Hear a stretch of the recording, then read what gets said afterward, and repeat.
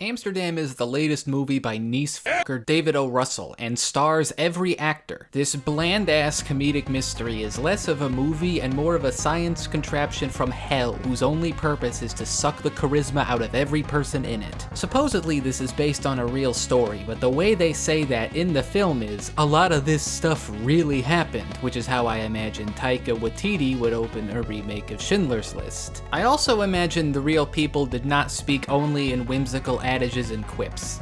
David O. Russell has not made the year's worst movie with Amsterdam, but he did make one of the least impactful and rote. Now that mysteries are popular again, and the one everyone busts their nut over is Knives Out, that's your gold standard. I didn't even like that movie as much as everybody else, but at least the performances required something different from each actor. Daniel Craig and Toni Collette had to deliver their lines differently for the movie to actually work.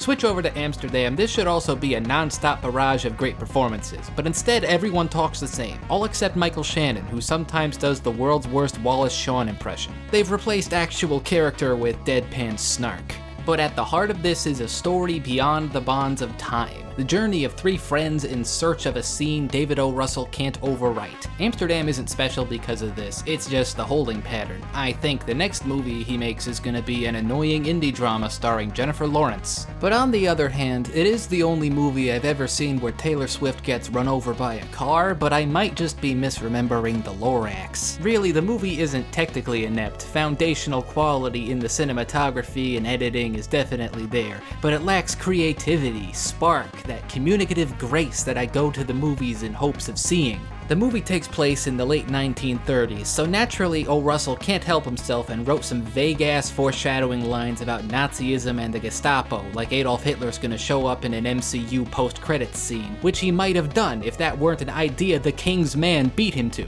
The big twist of the film is Anya Taylor-Joy turns out to be a secret Nazi, which someone on Twitter will use as further evidence the Northman was an Aryan supremacist dog whistle. I would recommend Amsterdam to people who think the world needs more 2-hour-long movies that feel longer than the Snyder Cut. The only reason I even saw this is because I screwed up purchasing tickets for the Banshees of Inisherin. In a year's time, the biggest impact this movie will have had is showing the lack of scruples all these actors have when it comes to who they work with. Light 4.